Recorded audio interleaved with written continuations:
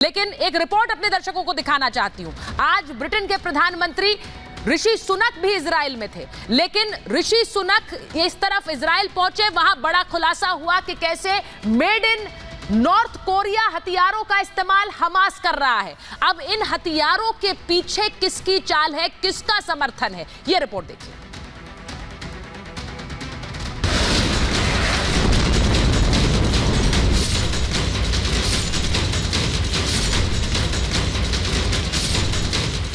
Hamas के साथ किस किस का हाथ?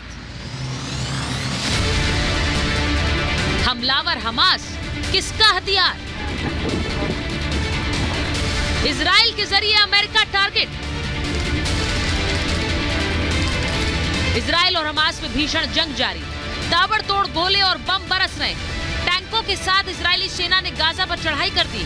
दोनों ओर से हजारों लोग मारे जा चुके हैं। रणभूमि में इस रक्तपात का सूत्रधार क्या कोई और है? मध्य पूर्व के महायुद्ध को भड़काने में या किसी तानाशाह का हाथ है? इस सवाल के पीछे की वजह है एक सबसे बड़ा खुलासा जो इस युद्ध का रुख मोड़ सकता है। इस विस्फोटक खुलासे के मुताबिक युद्ध में हो सकता है उत्तर कोरिया का हाथ। किम जोंग पर हमास का साथ देने का शक, हमले में इस्तेमाल हथियारों की जांच में दावा, हमास को मिले उत्तर कोरिया में बने हथियार। हमास ने 7 अक्टूबर को इजराइल में कत्लेआम किया, हवाई हमले किए, करीब 5000 रॉकेट दागे। अब उन्हीं हथियारों के वीडियो और युद्ध के मैदान में मिले पुर्जों की जांच के बाद ही इजराइल ने यह बड़ा दावा किया है कि उत्तर कोरिया के F-7 रॉकेट से हमला हुआ। उत्तर कोरिया के बने हुए थे ग्रेनेड और आरपीजी। साउथ कोरिया के 2 एक्सपर्ट्स ने इस बात की पुष्टि भी की है। तो क्या किम जोंग ने इस जंग को भड़काने का बारूद हमास को दिया था?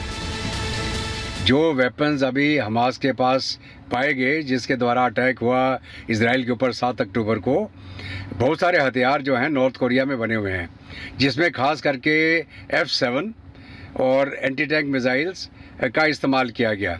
इसके अलावा जो असॉल्ट राइफल ऑटोमेटिक 58 है, जो क्लैशनिकोव का वर्जन है, ये सारे हथियार जो हैं नॉर्थ कोरिया के माध्यम से ईरान के द्वारा लेके हमास को दिए गए। उत्तर कोरिया ने इस दावे को खारिज कर दिया है, मगर सवाल उठता है कि क्या इजराइल के जरिए अमेरिका को टारगेट करने की रणनीति बनाई जा रही है? क्योंकि उत्तर कोरिया चीन का काफी करीबी है। जिनपिंग की तरह किम जोंग की भी अमेरिका से दुश्मनी है और वो मिलकर बाइडेन को घेरने के प्लान पर काम कर रहे हो, इसे इनकार भी नहीं किया जा सकता है। लेबनान हो, सीरिया हो, जॉर्डन हो और इजिप्ट हो, इसके अलावा भी 16 के करीब मुस्लिम देशों की बात की जा रही है जो युद्ध में कूदेंगे। सिचुएशन बहुत नाजुक है और ऐसे टाइम पर पुतिन का चीन के अंदर विजिट करना यह बात को जाहिर करता है कि शी जिनपिंग और पुतिन के बीच में क्या खिचड़ी पक रही है। क्या इस युद्ध में जो नाजुक स्थिति के ऊपर है, इसको वर्ल्ड वॉर के अंदर यहां बदला जाएगा या फिर एक और फ्रंट अमेरिका के लिए ताइवान के रूप में चीन खोलने की कोशिश करेगा?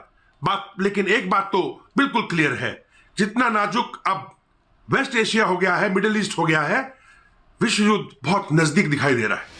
इस भीषण लड़ाई में ईरान पहले ही हमास के साथ खुलकर खड़ा हो गया था, और तो और ईरान का पाला हुआ एक और आतंकी ग्रुप हिजबुल्लाह भी इजराइल पर हमले कर रहा है। ईरान पर यूक्रेन युद्ध में रूस को हथियार देने का भी आरोप लगा था। उसके दिए ड्रोन से यूक्रेन में खूब तबाही मची थी।